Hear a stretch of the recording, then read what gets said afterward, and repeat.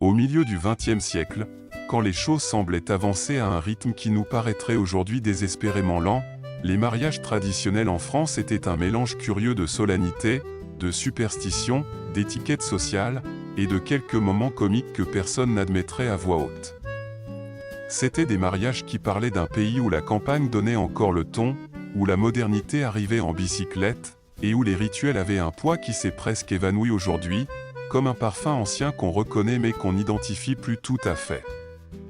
Pour les comprendre, il faut entrer dans ce monde sans hâte, avec ses odeurs de cologne intense, de naphtaline des costumes sortis du placard, et de cuisine où bouillaient des marmites préparées pour nourrir la moitié du village. Les mariages ne commençaient pas le jour des noces. Ils mijotaient pendant des mois, parfois des années. Les fiançailles formelles. Pour commencer, il y avait les fiançailles formelles. Dans la France de l'époque, cette idée de « on sort ensemble » n'existait pas.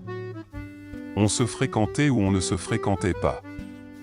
Et cette fréquentation s'annonçait avec toute la solennité d'un communiqué diplomatique. Une famille rendait visite à l'autre pour officialiser que les jeunes se voyaient avec des intentions. Parce que voir quelqu'un sans permission semblait presque un acte révolutionnaire. Les mères observaient tout avec un mélange de fierté et d'inquiétude, tandis que les pères, depuis leur fauteuil préféré, accordaient une approbation qui semblait extraite d'un ancien rituel tribal basé sur des grognements, des hochements de tête, et quelques « bons », si vous êtes sûr. À partir de là commençait une cour structurée qui impliquait des visites très encadrées, des promenades dans les rues principales, bien sûr, toujours observées par quelques voisins disposés à transmettre des rapports détaillés, et une progression calculée vers l'engagement formel, la demande en mariage. La demande en mariage. Cela consistait en ce que la famille du fiancé se rende chez la fiancée pour demander officiellement sa main. Si la scène était représentée aujourd'hui, elle ressemblerait à du théâtre folklorique, mais à l'époque, personne ne sautait le protocole. On apportait un cadeau. On précisait clairement qu'on offrait une union entre familles et pas seulement entre deux jeunes. Et on maintenait une conversation si cérémonieuse qu'il ne manquait qu'un notaire dans le coin prenant des notes. La demande en mariage se concluait généralement par un toast, quelques pâtisseries maison, et surtout, un silence plein d'attente. À partir de ce moment arrivaient des mois de préparatifs où la fiancée devenait la protagoniste absolue. Pas parce que la société voulait l'émanciper précisément, mais parce que sur ses épaules tombait le poids de la majeure partie du rituel, le trousseau. Le trousseau. Le trousseau était son arsenal domestique. Draps brodés, nappes, serviettes, linge de corps soigneusement plié, couvre-lit élaboré avec une patience infinie. C'était presque un symbole qu'elle savait tenir une maison. Aujourd'hui, nous dirions que c'était la version vintage de l'équipement avant de s'installer. Ce trousseau, souvent élaboré depuis que la jeune fille était enfant, s'organisait comme s'il était un musée. On le montrait aux amis, aux tantes, aux cousines et aux voisines qui donnaient leur avis avec une délicatesse qui brillait parfois par son absence. La broderie est très fine. La dentelle, peut-être trop voyante. Combien de draps as-tu ? Tu n'as aucune nappe en écrue. La fiancée écoutait, acquiesçait, et parfois se demandait en silence s'il n'aurait pas été plus simple de se marier avec juste une valise. La robe de mariée. Pendant ce temps, la robe de mariée devenait l'autre grande protagoniste. Beaucoup de fiancés allaient chez des couturières locales qui exerçaient presque comme psychologues, car dans ces séances d'essayage se confessaient nervosité, peur et attente. La robe était blanche ou ivoire, s'il y avait quelques licences créatives, et elle était chargée de symbolisme. Certaines femmes réutilisaient la robe d'une sœur ou même de la mère. Ce qu'on appellerait aujourd'hui économie circulaire, mais qui s'appelait alors ne pas trop dépenser. Il y avait aussi le voile, qui devait accompagner la mariée comme un nuage blanchâtre symbolisant pureté, tradition et, dans certains cas, faisait que la jeune marchait d'un pas maladroit parce que la visibilité sous ce tulle n'était pas toujours optimale. Le marié. Le marié, pour sa part, avait beaucoup moins de protagonisme. Sa mission était de choisir un costume correct, ce qui ne laissait généralement pas beaucoup de marge. S'il était d'un village, on utilisait parfois le costume du dimanche, celui qui avait servi pour les baptêmes, les communions, les dimanches spéciaux et les enterrements. La coiffure masculine consistait à peigner avec une certaine discipline les cheveux, si nécessaire en allant chez un barbier ami qui, d'un coup de rasoir, laissait tout impeccable. L'approche du grand jour. À mesure que s'approchait le grand jour, les familles vivaient le processus avec une intensité propre à l'événement. Les mères révisaient chaque détail, les pères tout sautaient en approuvant ou désapprouvant les dépenses. Les tantes donnaient leur avis depuis l'autorité morale d'avoir assisté à déjà trop de mariages, et les voisins contribuaient avec des commentaires que personne ne demandait, mais qui étaient donnés quand même. Le mariage, après tout, était un événement communautaire. Rien de célébrations intimes. La moitié du village se considérait invité, même si ce n'était pas toujours formellement le cas. Le jour du mariage. Arrivé le jour des noces, les nerfs pouvaient se couper au couteau. La mariée se préparait entourée de femmes qui passaient des décennies à perfectionner l'art de conseiller avant un mariage. Ne sois pas nerveuse. Ne pleure pas que ton maquillage va couler.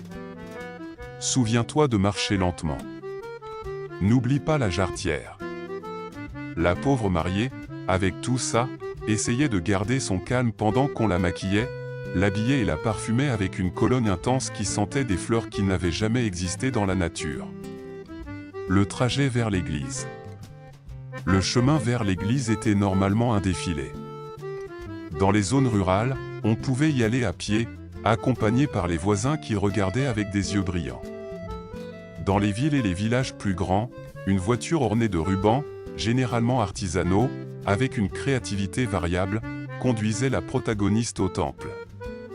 Ce trajet était un moment plein de symbolisme. C'était le passage vers une nouvelle vie, mais aussi l'occasion pour que tout le monde évalue la robe, la coiffure, la sérénité avec laquelle la mariée maintenait son port et la quantité de fleurs qui ornaient la voiture. L'attente du marié. Le marié attendait à l'entrée ou à l'intérieur, regardant sa montre comme s'il soupçonnait que la mariée pourrait s'enfuir en courant, bien que cela n'arrive presque jamais. Il avait ce mélange de nerfs et de solennité que donnent les moments importants.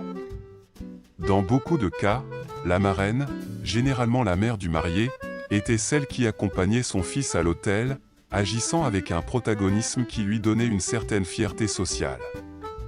Le parrain, père de la mariée, ferait de même avec elle. La cérémonie religieuse. La cérémonie religieuse était inévitable. Le mariage civil, sauf situations exceptionnelles, n'était pas habituel. Donc l'église était le scénario presque universel. Le prêtre menait un rituel que tous connaissaient par cœur, mais qui continuait à se reproduire avec le même sérieux. Les mariés écoutaient les lectures, répondaient aux questions obligatoires, « oui, je le veux », et essayaient de paraître profondément recueillis, même si au fond ils sentaient que cela semblait aller trop vite. L'échange des alliances et les arts. L'échange des alliances était un moment sérieux, rien de plaisanterie ni de jouer avec l'alliance pour voir si elle rentrait. Si la main tremblait, et elle tremblait souvent, on faisait comme si de rien n'était. Ensuite venaient les arts, 13 pièces que le marié remettait à la mariée comme symbole de partager les biens. Ce geste de tintement métallique avait un poids énorme. Il représentait la prospérité future, l'engagement économique et la tradition ancestrale. Le baiser et la sortie de l'église. Après le « vous pouvez vous embrasser », qui à cette époque était plutôt un baiser bref, presque protocolaire et assez chaste, commençait la fête. La sortie de l'église se faisait sous une pluie de riz. Lancer du riz était une coutume si importante que si quelqu'un l'oubliait, il courait en acheter à la dernière minute. Bien sûr, il y en avait qui s'enthousiasmaient trop et lançaient des poignées qui, au lieu de tomber doucement, frappaient les têtes avec une force qui aujourd'hui serait condamnable. Mais cela symbolisait fertilité, abondance et bons vœux. Donc on l'acceptait avec un sourire, même si ça faisait un peu mal. Le banquet. La célébration du banquet était un autre chapitre digne d'attention. Il n'existait pas les restaurants spécialisés dans les mariages qu'on a aujourd'hui. Les mariages se célébraient dans de grandes maisons, des salles paroissiales, au casino du village ou même dans la rue, en sortant de longues tables qui semblaient ne pas avoir de fin. La nourriture était copieuse. Bouillon, pot-au-feu, rôti, agneau, poulet, charcuterie, vin servi en carafe et un dessert qui incluait généralement des beignets maison ou un gâteau commandé à une pâtisserie proche. Les grands-mères surveillaient que personne ne reste affamé, car un mariage où quelqu'un ne mangeait pas jusqu'à éclater était considéré comme un échec social. L'ambiance de la fête. Les invités, qui pouvaient être des dizaines ou même des centaines, bavardaient, trinquaient et riaient. Il y avait des discours improvisés, des commentaires piquants murmurés à l'oreille, des toasts répétés encore et encore. La musique n'était pas toujours abondante.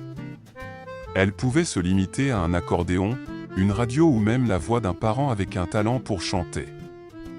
Et bien que la danse ne soit pas aussi effrénée qu'aujourd'hui, il y avait un certain mouvement social. Les plus jeunes en profitaient pour se regarder, les plus âgés pour se rappeler des mariages d'avant, comme si ce qu'ils vivaient était trop moderne. Les cadeaux. Le cadeau de mariage, ce qu'on appelle aujourd'hui dragée, n'était pas habituel. C'étaient plutôt les invités qui apportaient des cadeaux pratiques, draps, nappes, vaisselle, services à café et même des électroménagers si la famille avait un certain niveau économique. Tout restait enregistré dans une sorte d'inventaire mental qui dans certains villages se rappelait pendant des décennies. On nous a offert une vaisselle des Dupont qu'on utilise encore. La couverture de ta tante, je l'ai gardée.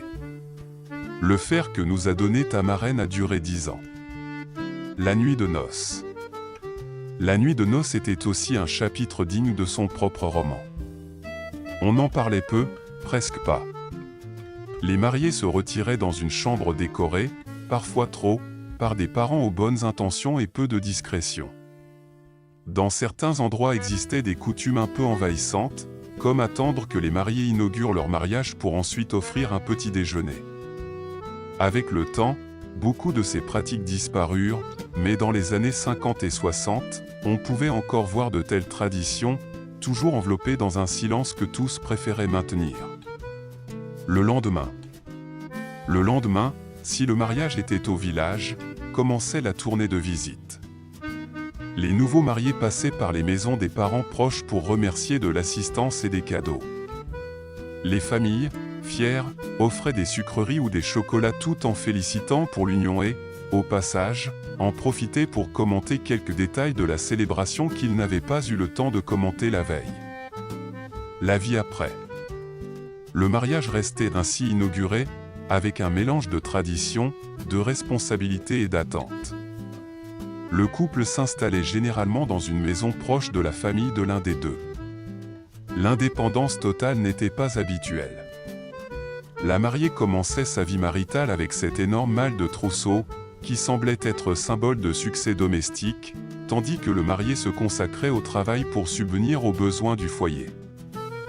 La lune de miel. La lune de miel n'existait pas toujours. Si elle existait, sa destination commune était une ville proche, quelques stations thermales modestes ou, dans les cas les plus aisés, la Côte d'Azur. Réflexion finale. En regardant en arrière, ces mariages avaient une échelle émotionnelle différente. Ce n'étaient pas des spectacles ni des compétitions pour être le plus luxueux. C'étaient plutôt des rituels sociaux profondément enracinés qui donnaient identité et continuité aux communautés. Il y avait simplicité, solennité et aussi humour involontaire. Des parrains qui s'émouvaient trop, des grands-mères qui oubliaient qu'elles criaient, des enfants qui couraient entre les tables, des invités qui se perdaient dans des discours interminables ou des tantes qui pleuraient sans savoir très bien pourquoi. Bien qu'aujourd'hui nous voyons beaucoup de ces coutumes comme quelque chose de lointain, voire pittoresque, la vérité est qu'elles faisaient partie de la vie comme quelque chose de naturel. Une séquence assumée qui marquait le passage d'une étape à l'autre. Ces mariages étaient pleins de petits gestes. Une main qui se serre, un regard nerveux, une bénédiction murmurée avant de sortir de la maison, le son de l'harmonie du village jouant une mélodie spéciale quand les mariés traversaient la place.